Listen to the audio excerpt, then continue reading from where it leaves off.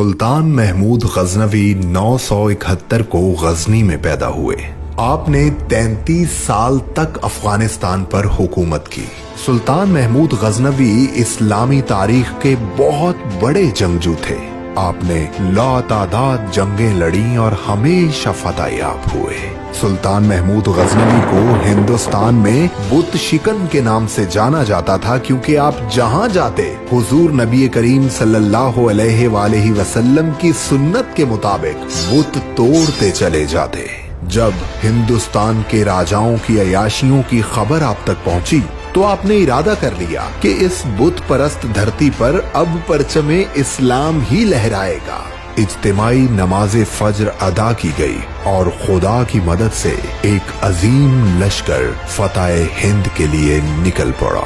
उधर हिंदुस्तान के पंडितों ने महमूद गजनवी से निपटने के लिए सोमनाथ के मंदिर को अपना मरकज बना लिया। सोमनाथ हिंदुस्तान का सबसे बड़ा और नाकाबिले तस्खीर मंदिर था, जिसकी खिदमत के लिए 2000 गांव वक्फ थे। 10,000 राजपूतों की फौज हर वक्त सीना सिपर रहती थी। जब महमूद गजनवी सोमनाथ पर हमले के लिए पहुंचे तो हजारों की तादाद में मुकामी बाशिंदे भी अपने मंदिर को बचाने आ गए।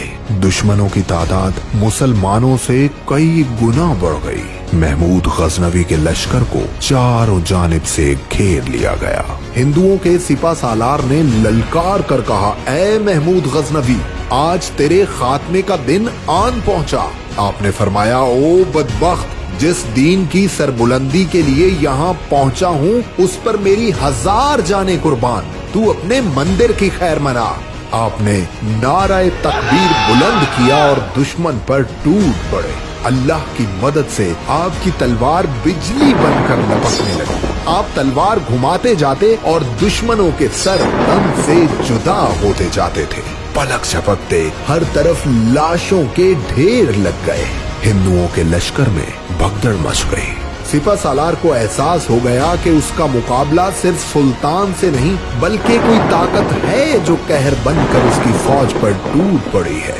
वो जान बचाकर मैदाने जंग से भाग खड़ा हुआ और इस जिल्लत की बदौलत उसने आग में कूदकर खुदकुशी कर ली। सोमनाथ पर इस्लाम का परचम लहराने लगा।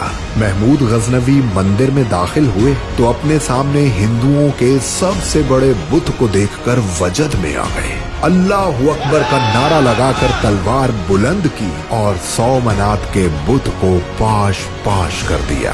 पूरे हिंदुस्तान पर मुसलमानों का कब्जा हो गया, जो तकरीबन 1000 साल तक कायम रहा। सुल्तान महमूद गजनवी इस पूरे खित्ते पर शेर की तरह राज करने के बाद 1030 को इस जहाने फानी से कूच कर गए। दुनिया में जब भी बहादुरी का तस्करा होगा, सुल्तान महमूद गजनवी का नाम ज़हनों में गूंजता रहेगा।